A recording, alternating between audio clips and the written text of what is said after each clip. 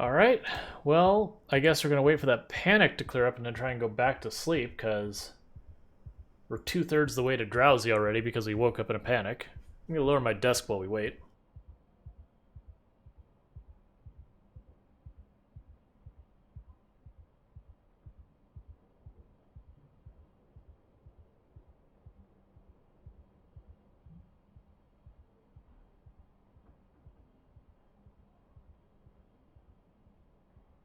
But yeah, if you're trying to get back to normal, I would agree 100% going underweight is way easier to deal with than overweight.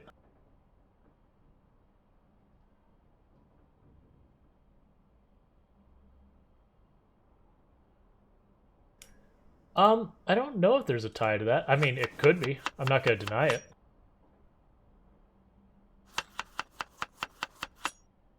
Yeah, like we can, like normally I'd say we can watch our calories, but because we're just eating potatoes, our calories are never going to go anywhere meaningful.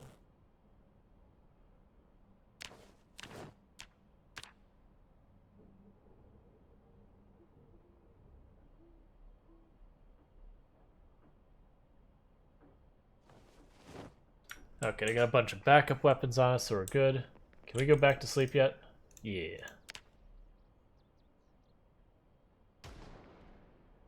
Meta event, so waking up would be good.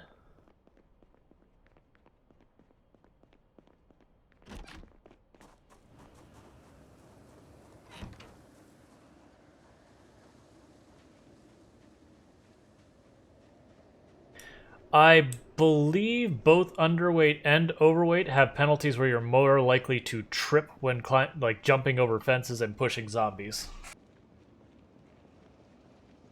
And when I say pushing zombies, I mean running through pushing zombies. But I haven't appreciably noticed it's like, oh, this is so awful or something, one or the other. Like I did notice when we went with a character that had ridiculous strength and fitness and was in perfect shape kind of thing, that we could really bully our way through zombies without too much of a hassle, but I wouldn't say I ever felt particularly in rough shape. Okay, is that another one? Like, she's moving north as well, so that may be a second meta event north in a row. And that might work out for us a lot, because that will have drug most of the zombies that were out in the field, keeping us from getting into Ekron, into Ekron. It still means I have to fight them, but it means I might be able to get my my foothold in the first couple of houses before I fight them.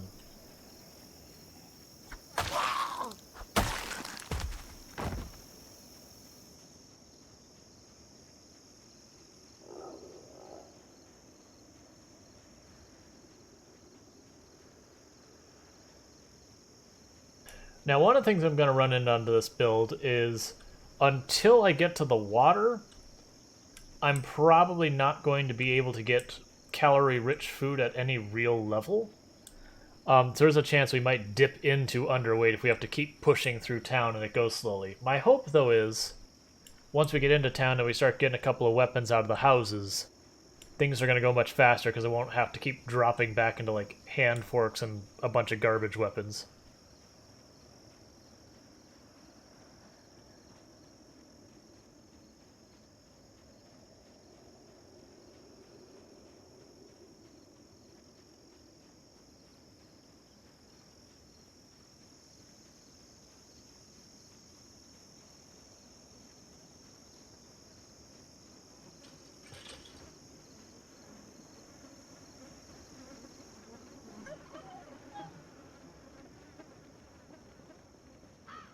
But yeah, I feel like the difference between underweight and overweight to me is a preference thing. There are definitely arguments where a lot of people will probably agree that underweight is better, and I don't disagree with those arguments at all. Like, I do believe if you're trying to be strictly what can I fix faster, underweight wins. But it's not hands down like always underweight, overweight don't bother. I'm gonna deal with them because they're patrolling where I'm going anyways, so let's just get rid of them.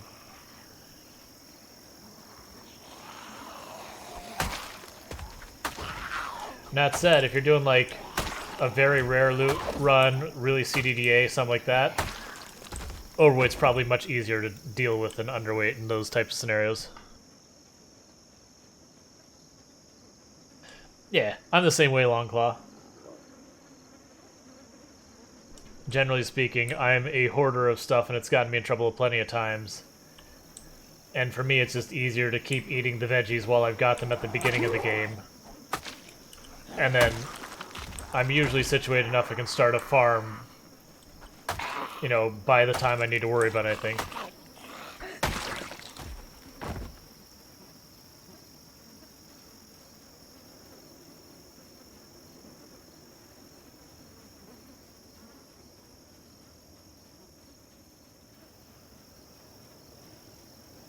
Oh yeah. I actually think, like, doing, like, whatever the most underweight you can for a really CDDA run would actually be really difficult to do.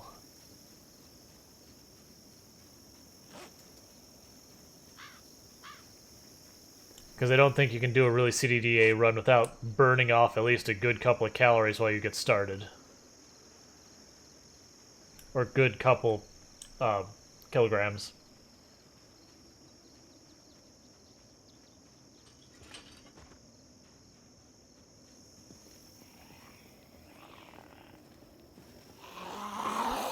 Because the other difficulty with really CDDA is, like, fishing during the winter is, you know, really awful until you get to, like, 7 fishing or higher. So even fishing isn't going to help you. You're just going to have to go into grocery stores, pick them clean, and just shovel food in your mouth to try and keep from losing weight. And with all the meat stuff being rotten and all that.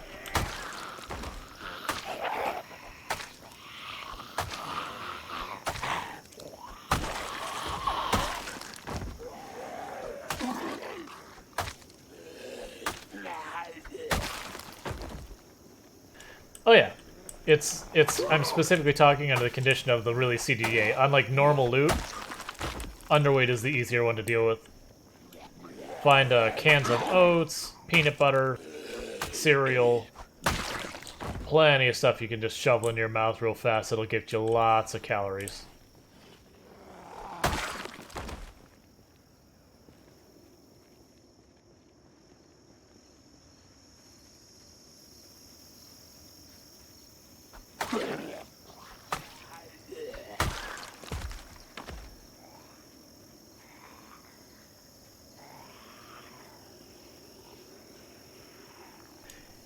Yeah, I would like fishing to be more interesting than basically the same system that foraging is, which is stand and spot, tell fish, your material investment for fish slowly goes through, and you get fish.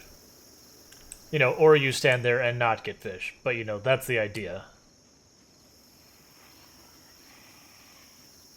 Because I feel like it has the same problem that getting berries in foraging had, where you could just stand there and endlessly get berries. Now, granted, the berries could be poisonous, and back in the day there was a non-issue because you could isolate the poison berry, and now it is. But still.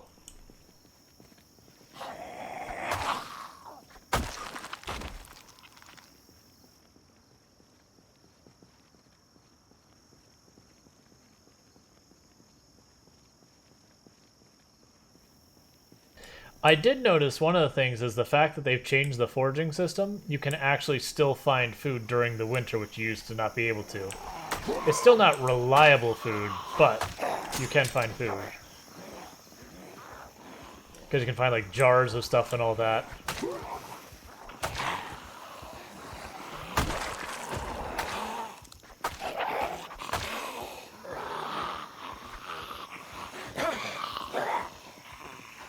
That miss is dangerous.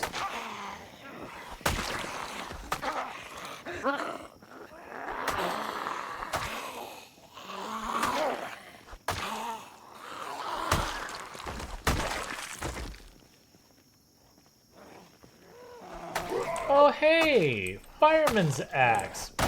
Did you just hear about my machete broke? Thank you.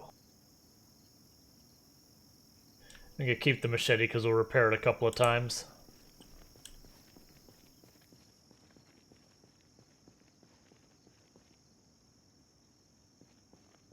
I don't like this party. Let's go down here and just start clearing from the edge and move in.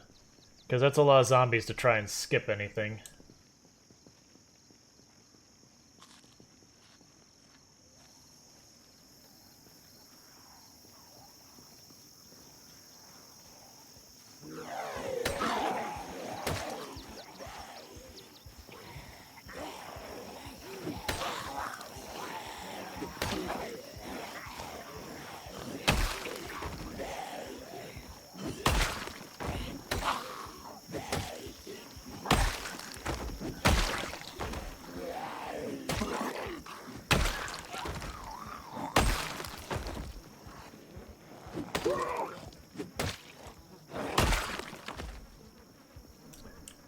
The axe is such a good weapon, but that stamina cost just does not feel good.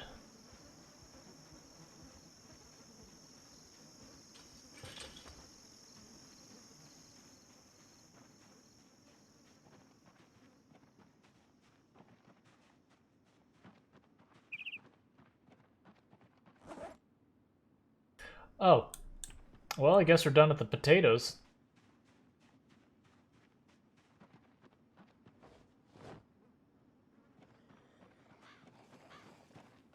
That means all my potatoes should be gone because they're all in the same. Like I grabbed like something like 3 or 4 sacks or something from the warehouse. So when one goes, they're all gone.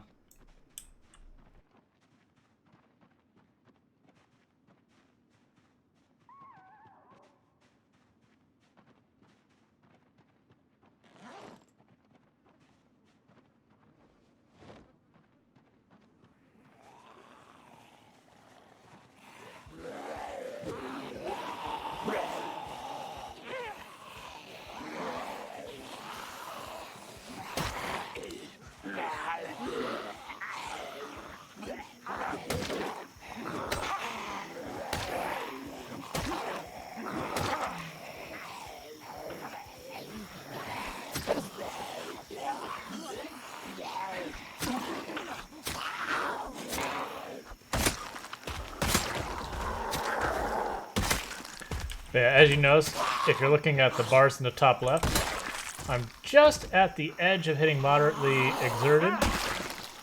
So didn't want to push my luck of going exerted, doing less damage with doing much less damage with my weapons, because when that happens, I'm basically getting less zombie kills per weapon, and that's just no good when you have limited weapons.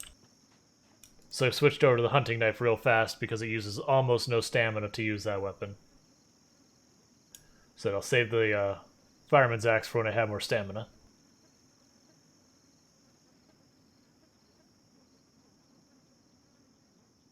Because for as powerful as axes, that is my one complaint, is they are absolute stamina hogs.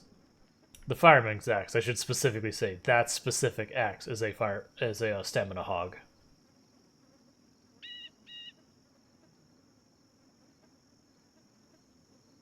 So in your low fitness, it's rough.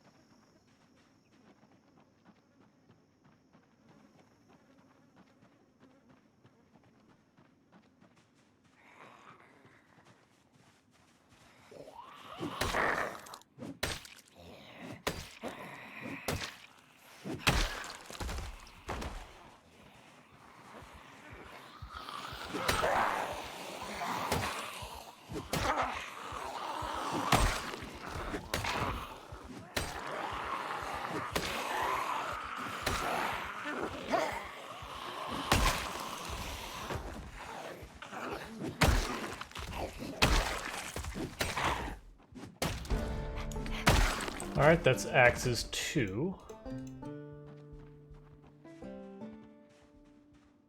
And every point more we get in axes is that many more one-shots we're gonna get. Which is really valuable when it takes so much stamina. Because every swing we can save is that much more stamina we're not using.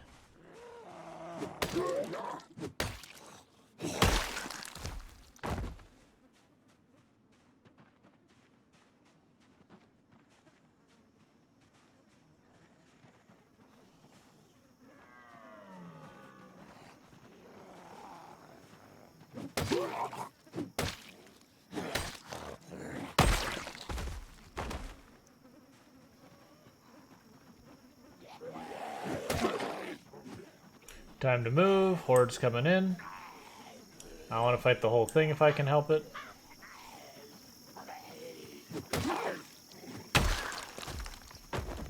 And a big part of that is because I'm clearing this group out of here. And there's so many hordes in the area trying to fight for space. When you make an opening, the other zombies will just kind of push into it.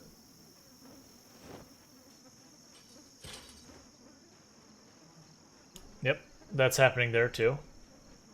That's the reason why I have to like keep meat grinding them for a little bit till you clear out enough zombies that they stop pushing in on you.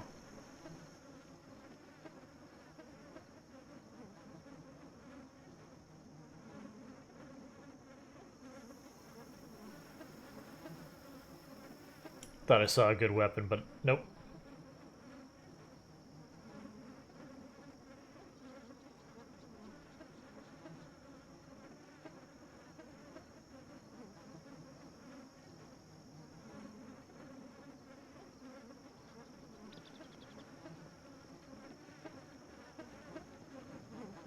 So unfortunately, I'm just gonna meat grinder these zombies till a bunch of them are dead. The good news, we're still sending a ridiculous amount of canned goods, and I had a whole bunch of water I set aside before the water went off. And we're like only getting ready to empty the first saucepan.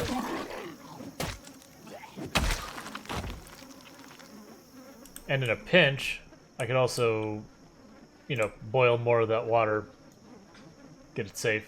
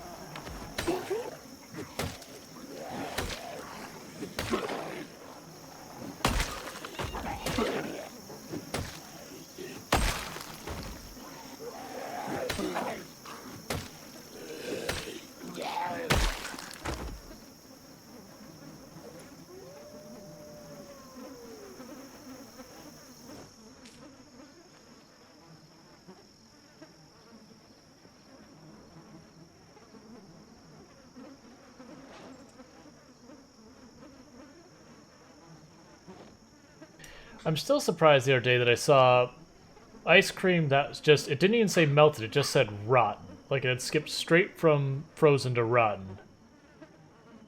And I was confused because I didn't think the ice cream could spoil in this game.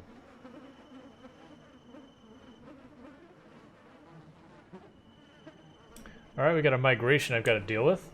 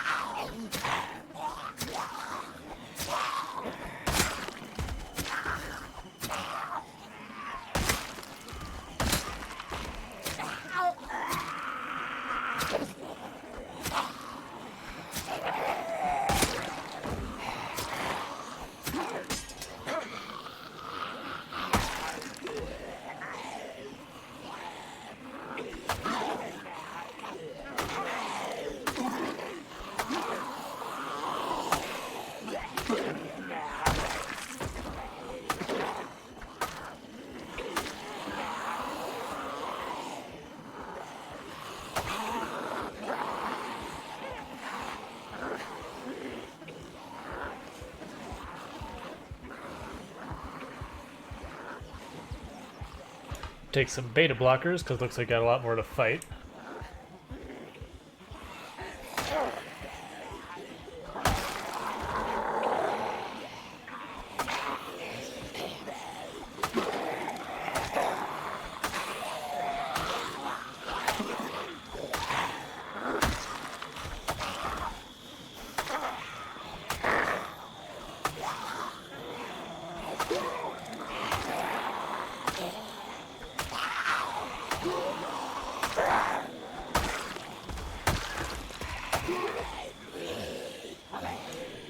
Okay, this has definitely not been one of the better migrations we've had to deal with. But it's a lot less zombies in the world.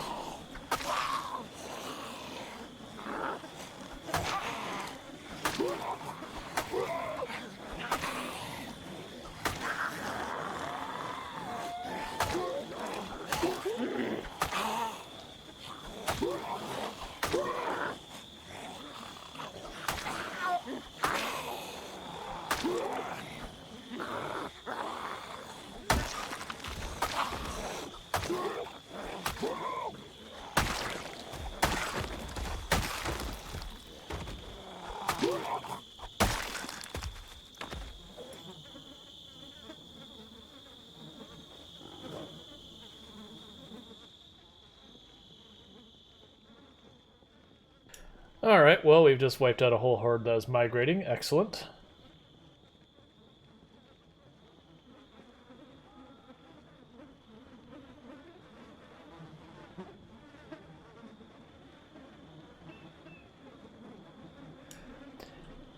Hey, how's it going? The way you start for having 0 and everything is you choose the traits obese, unfit, and weak. If you take those traits, you'll have no fitness, no strength, and then all the other stuff you don't get unless you choose specifically a trait that gives you those things.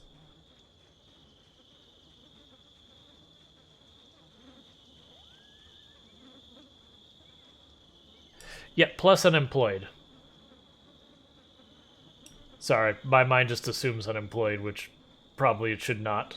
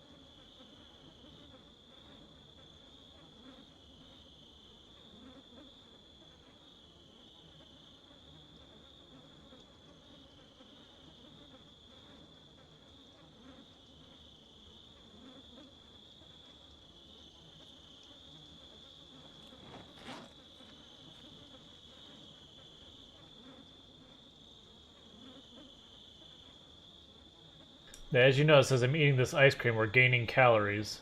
It'll slowly tick away. If this gets around here-ish, I'll stop losing weight, and then if it gets up near the top, I'll start gaining weight. Weak is the last one.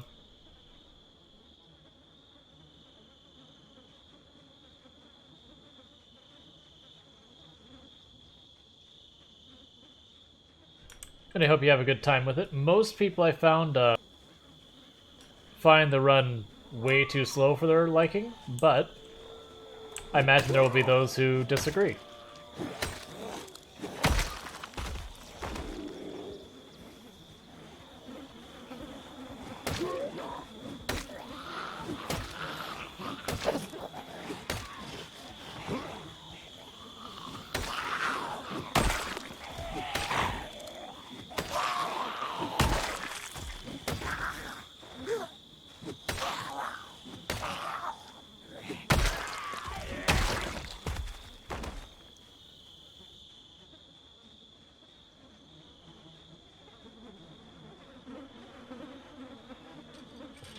Alright, and pretty soon need to back off because, like, just burning.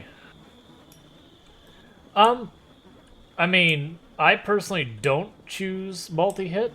It's not like there's anything wrong with multi-hit, it's just, you know, it's easier to fight the zombies. Because you're not just hitting one zombie, you're hitting multiple.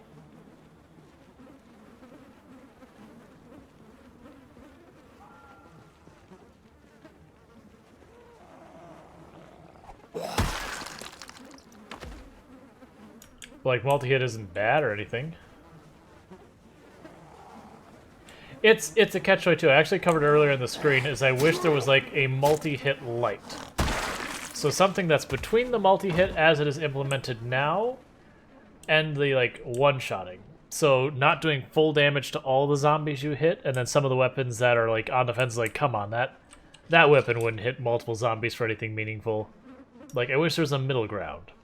So, like, if I took a shovel, I would hit the first zombie for full damage, and then the other two would take fairly negligible damage, but they get bumped around.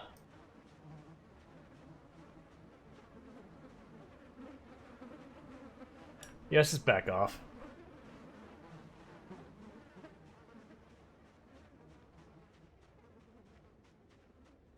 But yeah, I do feel like no multi-hit is unrealistic, I agree, in the sense that if I'm belting things with a sledgehammer or a big heavy shovel or something, I should have some impact in multiple.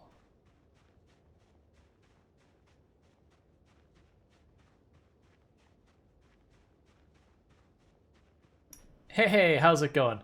No, I do agree they should get knocked down, but like, if for example, let's take that pipe for example. So I got a good solid swing in the pipe, and I hit the first zombie.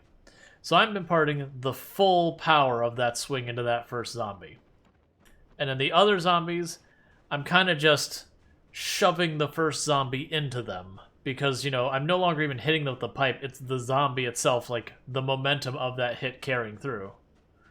But, like, the pipe itself is no longer doing any appreciable force behind it, because all of that's been absorbed by the first zombie.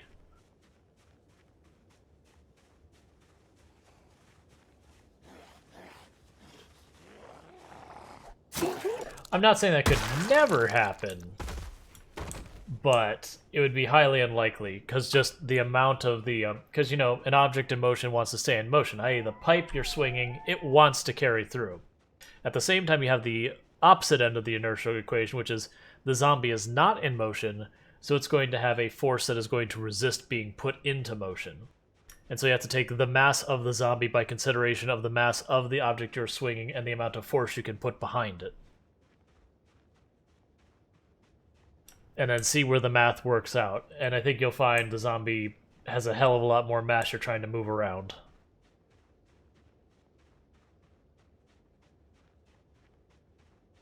But that said, I do like the idea that you hit the first zombie and you do full damage. Like, you might one-shot the first zombie. Cool, on board. We're all okay, because you are hitting that first zombie with everything you got.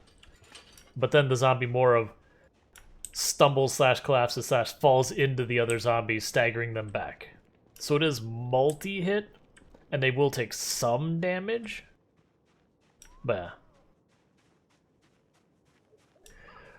Right, now that's fair. It isn't a direct opposite and all that. My point was more, if I'm hitting it with, like, I don't know, 100 foot-pound or whatever. I don't know the units for what we're talking about here. And then I slap the first zombie, I'm probably doing like 10 foot-pound on the second zombie.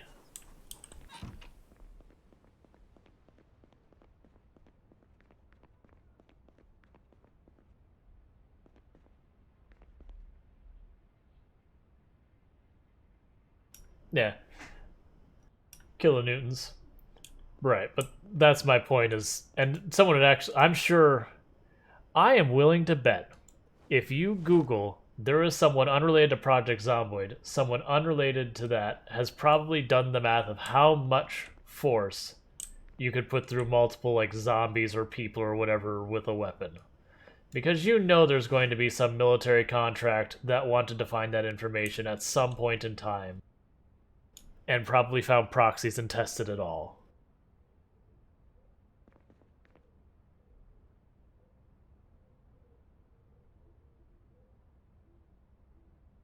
Alright, so I've got a fireman's axe that's basically spent, a meat cleaver that's basically spent, a hunting knife. I'm going to put this away because I don't have anything to repair it, so it's just going to go away for now.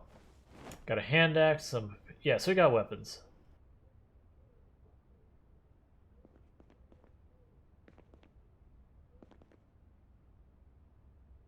Yeah. Right, and there's definitely those arguments, but we could I forget what the thing is called where it's like you don't worry about the specifics of the math, you worry about the magnitudes of the math. And if your magnitudes are nowhere near what would be necessary to accomplish a goal, the specifics become irrelevant. Like if I know something requires 1,000 newtons to do, and we're at 100 newtons, like we're somewhere in the hundreds of newtons, then we can just ignore the rest of the math because we know we've already didn't achieve that goal.